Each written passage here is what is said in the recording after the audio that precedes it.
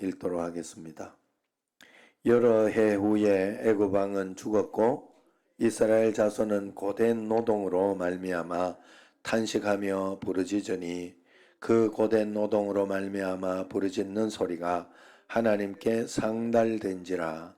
하나님이 그들의 고통 소리를 들으시고 하나님이 아브라함과 이삭과 야곱에게 세운 그의 언약을 기억하사 하나님이 이스라엘 자손을 돌보셨고 하나님이 그들을 기억하셨더라. 아멘.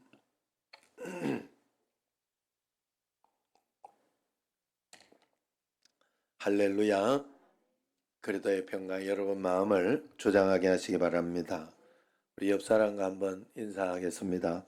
참 잘 오셨습니다. 사랑합니다. 미국 엘리바마 주는 목화 주산 단지라 주단지입니다. 그래서 농장마다 목화를 심었다고 해요. 그런데 목화 농사가 안 되는 겁니다. 이상한 벌레 하나가 나타나서 농사를 다 망쳐버렸어요. 주민들은 기도하고 고민하다가 거기에다가 땅콩을 심어봤어요. 그랬더니 엄청난 수확을 거둘 수 있었습니다. 땅콩을 심기에 좋은 땅이었던 것입니다. 그 이후 이제 거대한 농장들은 땅콩밭으로 다 바꿨는데 그 거대한 농장 한복판에 벌레를 형상으로 만든 동상이 세워졌다고 해요. 그 밑에다가 그 동상 밑에다가 벌레에게 감사한다 이렇게 적어놨다고 그래요. 그리고 하나님 앞에 예배를 드렸는데 그때 드린 예배의 주제가 우리가 하나님 안에 있으면 실패도 아름답다 이런 것이었다고 합니다. 오늘 본문 출애굽기 2장 이제 11절에서 25절까지예요. 이 본문은 고통을 당하는 이스라엘 백성 그리고 그 열정을 가지고 그 백성을 도와보려고 하다가 철저히 실패하는 그런 모세 이야기가 나옵니다. 그 백성과 모세를 또한 불쌍히 여기시는 하나님의 마음이 여기에 잘 그려져 있어요. 11절 한번 보세요. 거기에 보면 모세가 장성한 후에 이렇게 나옵니다. 출애굽기 기자는 얼마나 장성했는지 거기에 대해서 이야기하지 않지만 신약성경 사도행전 7장 23절에 보면 나이가 40이 되매 하는 그런 이야기가 나와요. 그 말씀을 통해서 이때 모세의 나이가 40세쯤 되었다 가르쳐 줍니다. 오늘 본문 본문 바로 앞에는 10절 말씀이 모세가 태어나던 때 얘기므로 10절과 11절 사이에 그죠? 10절까지 모세라 하여 건졌더라 이렇게 했는데 11절에 모세가 장성한 후에 이 한마디에 몇 년이 들어가 있어요? 몇 년? 모세가 40세 몇 년? 40년 40년이 훅 가버린 거예요. 40년이 그래서 한 번은 그러면서 이제 한 번은 자기 형제들에게 나가서 그들이 고되게 노동하는 것을 보더니 그렇게 이야기합니다. 모세가 히브리인을 찾아갔다 그렇게 이야기하지 않았어요. 여기에서 자기 형제들을 찾아갔다 이렇게 기록함으로써 모세는 애굽 왕에서 애굽 왕으로 왕궁의 왕자로 살았지만은 그의 심장 속에는 히브리인의 피가 들어있었고 흐르고 있었고 나는 히브리인이다라는 자각의식이 강하게 있었다는 것을 우리에게 보여주고 있습니다. 다르게 살지 않았다 하는 거예요. 그는 왕궁에서 애굽 사람처럼 애굽의 그 순응함에 애굽의 피를 가지고 그렇게 살지 않았다는 것을 설명하고 있습니다. 그래서 그가 본 노동 현장에서 한 애굽인 노예 감독관이 히브리 사람 곧 자기 형제를 치는 것을 본지라 이렇게 이야기하죠. 여기에서 친다라는 말은 쳐 죽인다는 말로도 쓰이는 히브리어입니다. 그래서 한 마리 짐승처럼 일하는 자기 동족, 크게 잘못한 것도 아닌데 맞아 죽는 그런 현장을 본 것입니다. 거기에서 모세는 참을 수 없는 분노를 느끼고 그들이 고되게 노동하는 것을 보았다 하는 그 말씀에서 보았다의 그 히브리의 표현은 또한 강 건너 불구경하듯이 구경꾼처럼 보았다는 말이 아니라 마치 매 맞고 죽어가는 그 모습이 자기 자신인 것처럼 고통을 느꼈다 하는 그런 말씀에 보았다 이에요. 그런 뜻이에요. 그래서 12절에서 모세는 주변에 이 노예 감독관 외에 다른 사람이 없음을 확인하고 노예들이 일하는 동안 호젓한 그늘에서 쉬고 있었던 모양이지요. 이 틈에 모세는 이 감독관을 쳐 죽이고 모래에 묻어버렸습니다. 완전 범죄에 성공했다 그렇게 생각을 했는데 이제는 애굽인들이 자기 동족을 함부로 다루지 못할 것이라 그렇게 생각했습니다. 그런데 참 신기한 건 모세의 이런 행동에 대해서 성경은 잘했다 잘못했다 하는 그런 윤리적인 판단을 하지 않고 있어요. 그러면서 이어지는 13절에 보면 모세는 이튿날 다시 그 현장을 방문했어요. 그런데 이번에는 자기 동족 히브리인 두 사람이 자기들끼리 싸우고 있어요. 방귀 낀 놈이 성낸다고, 잘못한 놈이 젊고 힘이 세다고 약한 사람을 잘못하지도 않은 사람을 마구 두들겨 패는 겁니다. 그 잘못한 사람에게 그래서 13절에 보면 이르되 네가 어찌하여 동포를 치느냐 그렇게 이야기를 해줘요. 이 말을 들은 사람이 자기가 잘못했다 이런 마음을 가지고 왕자가 또 이야기를 하면 그렇게 해야 되는데 반응이 상식 바뀝니다.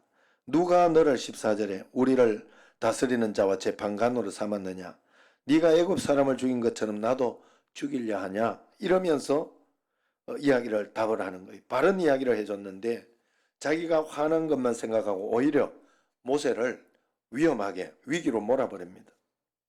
하나님의 백성, 믿음, 동족 이런 거하고는 전혀 상관이 없어진 거지요. 그저 자기 감정이 우선이 돼버리는 거지요. 이스라엘 백성들의 영적인 상태, 믿음의 상태가 어땠다 하는 것을 여기에서 보여주고 있는 거예요. 우리도 마찬가지예요, 여러분. 신앙생활을 하며 이렇게 있다가 내게 일어나는 분노나 내게 일어나는 어떤 그런 것들을 신앙하고 연결시켜서 참아내야 되고 신앙하고 예수님 때문에예요. 모든 것은. 여러분 예수님 때문에 남편에게 참는 거예요.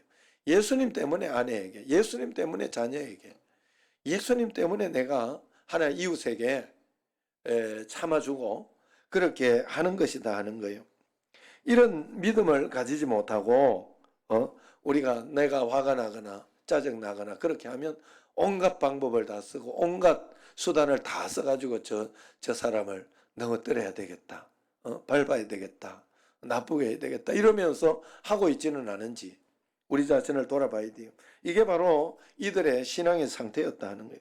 자신이 화나는 것 때문에 하나님 말씀 앞에 순복할 줄 모르고 하나님 말씀 앞에 무릎 꿇지 못하는 이스라엘의 신앙 모습입니다.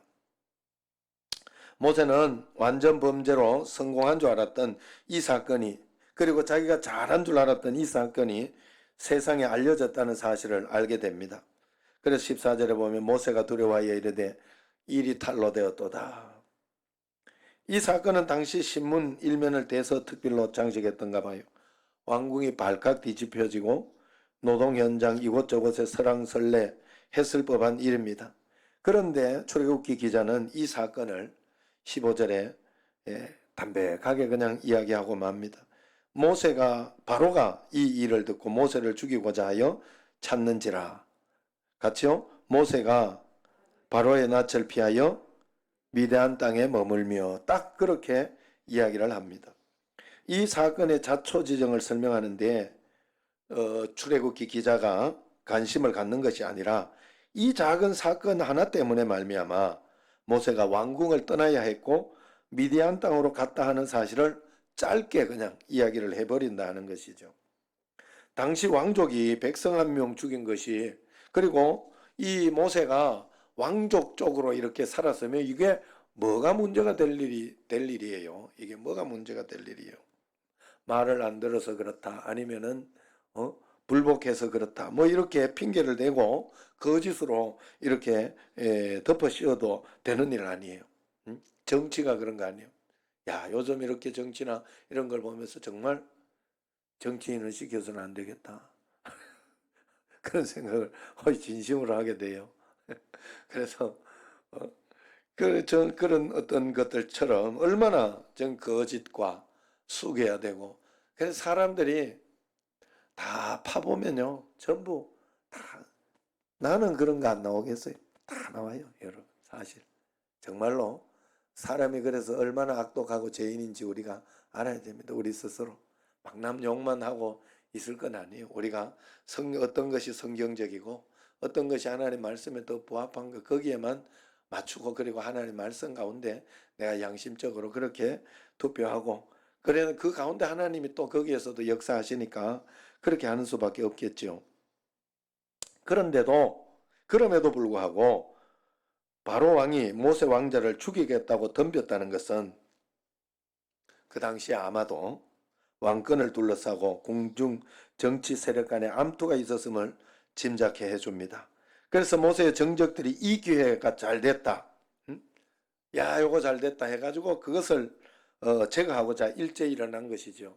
무슨 말인지 여러분 알겠죠? 지금 요즘 선거 기간이라면 확실히 딱 나와요. 하나 뭐 나오기만 하면 요거 잘 됐다 해가지고만 다 그냥 얼마나 그렇게 하고 있습니까? 그런 상황이었던 것 같아요. 그래서 그렇다면 이 사건에서 출애굽 기자가 우리에게 알려주고 싶었던 메시지가 무엇일까요? 이게 모세오경이라고 하니 이 출애굽기도 모세가 수집하고 썼다라고 이 편집했다 이렇게 우리는 보거든요. 모세가 이것을 알려주고자 하는, 우리에게 가르쳐주고자 하는, 자기의 일이니까 가르쳐주고자 하는 그런 메시지가 뭐가 되겠느냐 하는 거예요. 이 당시의 상황에 모세가 왕궁에 머물 수 없었고, 그래서 모세는 미디안 광야로 도망갈 수밖에 없었다는 사실을 그냥 담백하게 알려주고 있는 것입니다. 누가 이렇게 이 작은 사건을 악화시켰을까요? 도망갈 수밖에 없도록 모든 상황이 급박하게 커져 버리게 만든 분이 누구였을까? 그것은 바로 하나님이셨다는 것을 이야기하고 싶은 겁니다. 모세의 실패 사건을 통해 하나님은 지금 모세를 광야로 몰아내고 있었다 하는 거예요. 서양인들은 광야를 버려진 땅이라 해서 데저트랜드, 사막이라고 이렇게 부릅니다. 그러나 성경은 고집스럽게 광야로 이끌어가면서 거기는 젖과 꿀이 흐르는 땅이라 그렇게 부르고 있습니다. 여기 광야에서 선지자들과 수많은 수도사들을 하나님은 만났고 하나님의 음성을 들었습니다. 이 광야에서 통일왕국의 지도자 성군 다윗이 만들어졌고, 여기에서 모세가 나왔고, 여기에서 이스라엘 나라가 탄생되었다는 것이 성경의 주장이죠. 모세가 미디안 광야로 도망간 것은 분명 맞아 죽지 않기 위해 도망간 것이었어요. 바로와 정적들을 피해 도망가 숨은 것이었어요. 그러나 성경의 해석은 이것이 섭리였고 하나님의 섭리였고 모세의 믿음의 결과였다, 그렇게 기록하고 있습니다. 하나님께서 지금 모세를 다듬고 훈련시키고 있다고 말씀하고 있는 거예요. 그러므로 하나님 안에서는 실패도 위대한 기회가 되는 줄로 믿습니다. 모세가 120년을 살았습니다. 하나님 안에 있으면 우리가 고통도 기회요, 실패도 아름답게 바뀌게 된다는 거예요. 모세가 120년을 살았어요. 40년은 애굽 왕궁에서, 40년은 미디안 광야에서, 나머지 40년은 백성들과 함께 출애굽 여정에서 다 보냈습니다. D.L. 무디는 그의 설교에서 모세 설교를 하면서 모세가 처음 40년은 자기가 꽤 괜찮은 줄 알고 뭐가 된 줄 알고 살았던 기간이다. I am somebody, 그렇게 해석하고, 두 번째 40년은 I am nobody, 그래서 하나님이 안 도와주면 아무것도 할 수 없는 무익한 종이구나 하는 것을 철저하게 깨닫고 좌절하고 절망하던 그런 시간이다. 그리고 나머지 40년은 I am body, 그렇게 해서 하나님과 함께 모든 것을 할 수 있구나 해서 할 수 있었던, 하나님과 함께 모든 것을 할 수 있었던 그런 마지막 40년, 그래서 버디라는 말은 하나님과 친구 사이 그런 기간이라 하는 그렇게 해석을 했어요. 오늘 본문은 모세의 생애 중에 제2기 제2기 I am nobody 어쩌면 가장 비참했던 기간의 시작을 다루고 있습니다. 그러나 성경은 이 모든 과정이 하나님의 손 안에 있는 믿음의 기간이었다는 것을 주장하고 있어요. 하나님 안에서는 그래서 실패도 아름다운 기회요 믿음이었다는 것이 이 말씀의 주장입니다. 오늘 본문의 사건을 신약 성경은 어떻게 해석하고 있는가? 히브리서 11장 24절에서 26절을 보면 이렇게 말해요. 믿음으로 모세는 장성하여 바로의 공주의 아들이라 칭함을 받기를 거절하고 도리어 하나님의 백성과 함께 고난받기를 잠시 죄악의 낙을 누리는 것보다 더 좋아하고 그리스도를 위하여 받은 수모를 애굽의 모든 보화보다 더 큰 재물로 여겼으니 이는 상주심을 바라봄이라.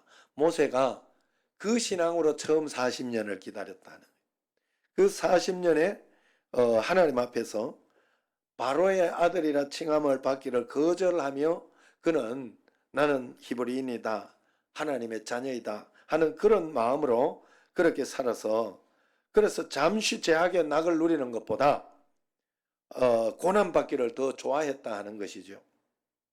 그리스도를 위하여 받는 수모를 애굽의 모든 보화보다 더 큰 재물로 여겼다 하는.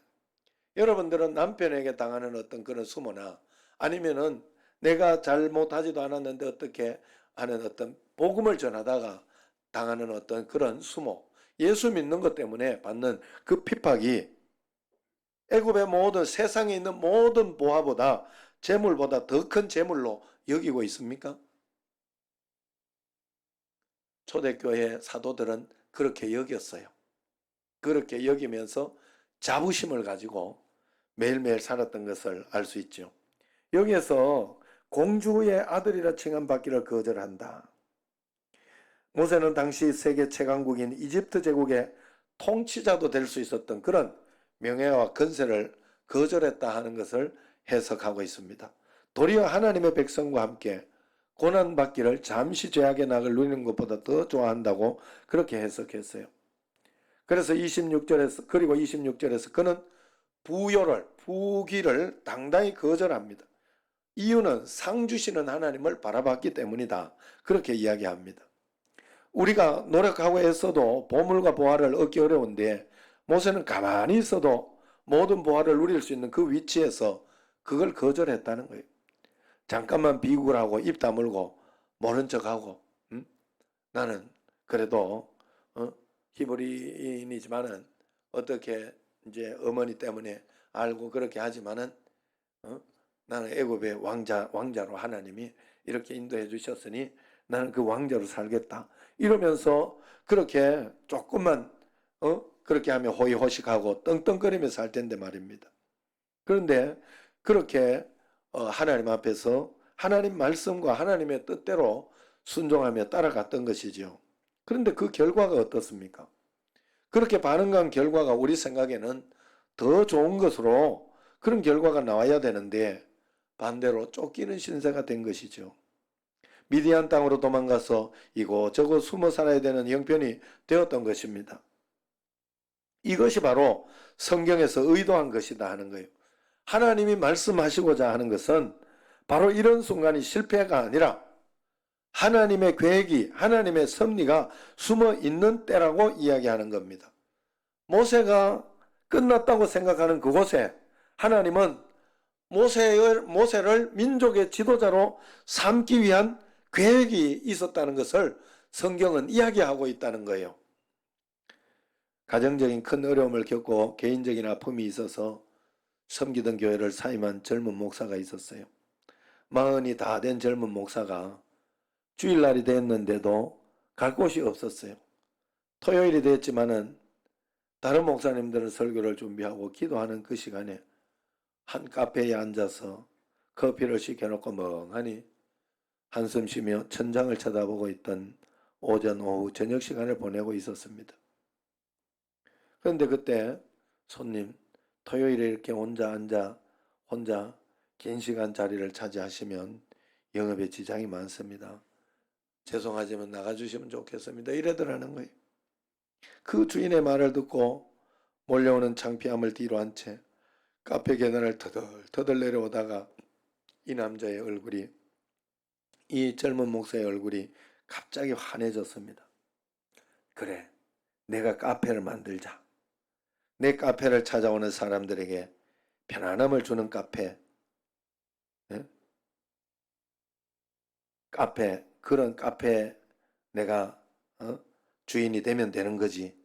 오래 앉아 있어도 편안한 카페, 리필이 계속 가능한 카페, 그런 카페를 만들자. 그래가지고 이 목사가 만든 카페가 바로 민들레 영토라는 카페라고 그래요. 장신대도 있었어요, 이게 카페가. 그런데 지금은 있는지 모르겠어요.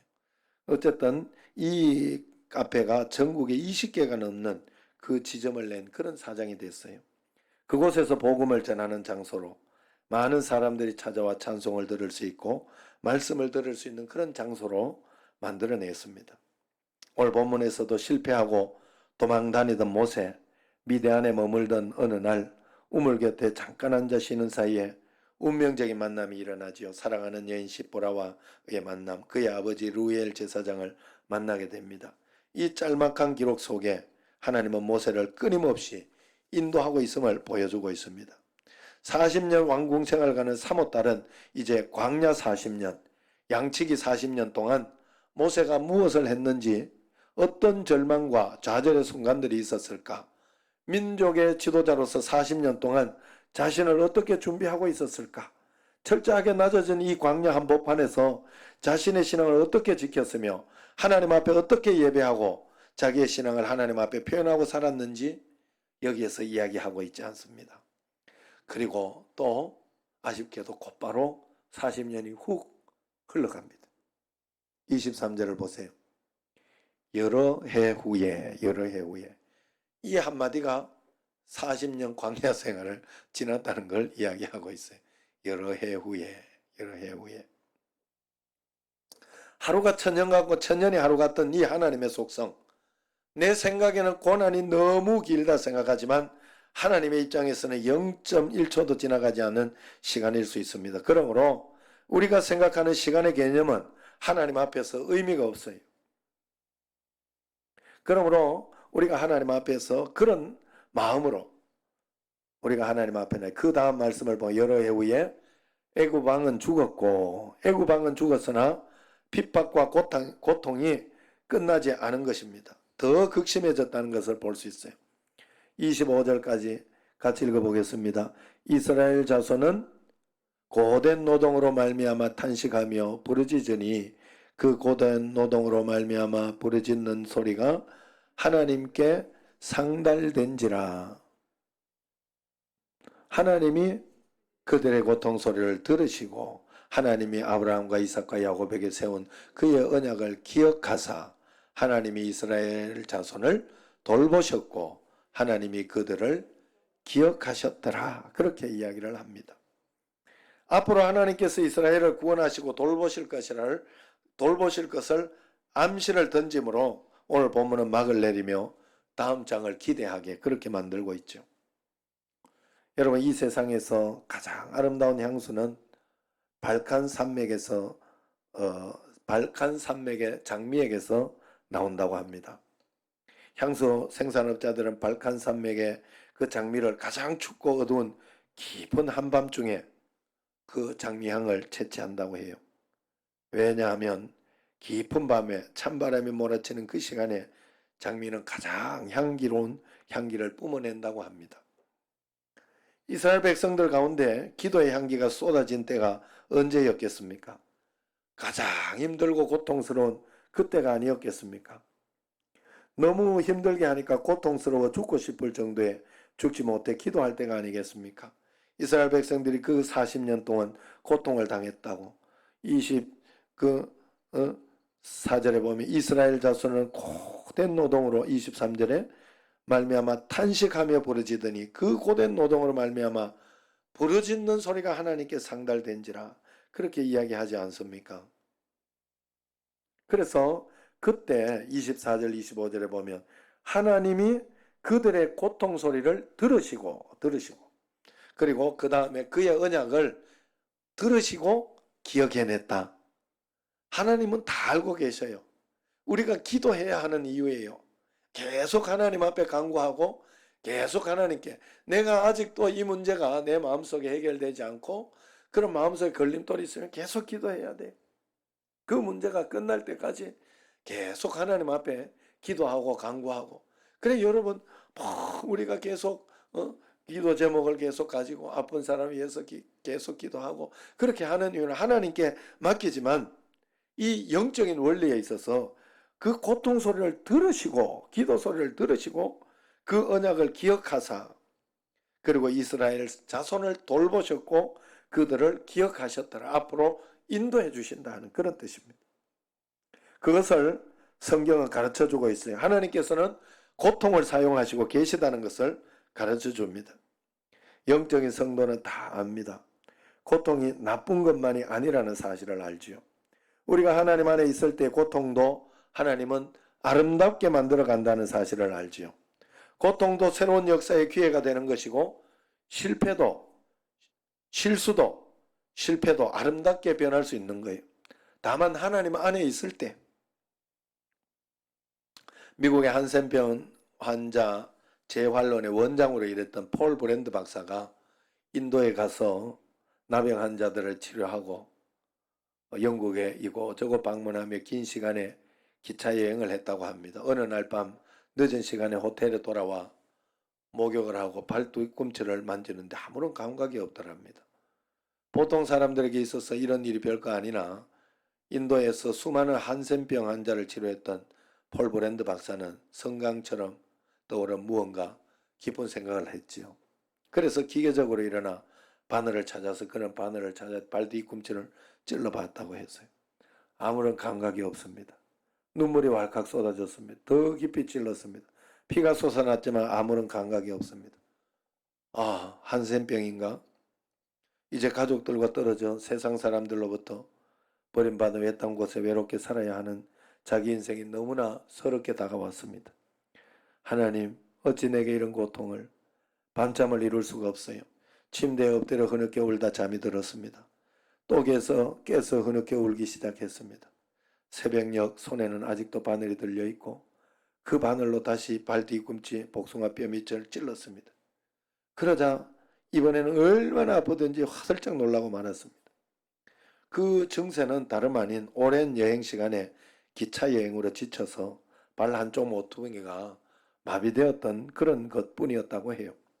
그래서 새벽에 마비되었던 그 발이 다 풀어져서 다시 고통을 느낄 수 있게 된 것입니다. 그때 그는 벌떡 일어나서 외쳤다고 합니다. 하나님, 고통을 주셔서 감사합니다. 하나님, 내 인생에 어떤 고통이 온다 할지라도 고통을 느낄 수 있음에 감사하며 살겠습니다 하고 소리 질렀다고 하죠. 여러분, 인간의 고통 하나님이 만져주시는 그런 손길인 줄로 믿으시기를 바랍니다. 여러분은 어떤 고통 가운데 있습니까? 누구에게 얘기할 수 없고 외롭고 아픈 고통을 느끼며 눈물을 닦고 계시지는 않습니까? 만약 내가 그 고통으로 말미암아 하나님 앞에 부르짖을 수만 있다면 그 고통을 하나님께서 들으시고 들으시고 그 약속을 기억하사 돌보시고 기억해서 하나님께서 인도해 주시고 채워주실 줄로 믿으시기를 바랍니다. 오늘 변내려 권사님도 이렇게 와서 아프고 집에 그냥 머물러만 있어야 할 그때 이렇게 자기 자신을 굉장히 돌아보나 봐요. 너무 어리석게 살았다 하면서 굉장히 후회하고 그런 소리를 하더라고요. 그래서 마음이 좀 아팠어요. 아닙니다. 권사님 그렇게 말씀은 드렸지만 마음이 좀 아팠어요.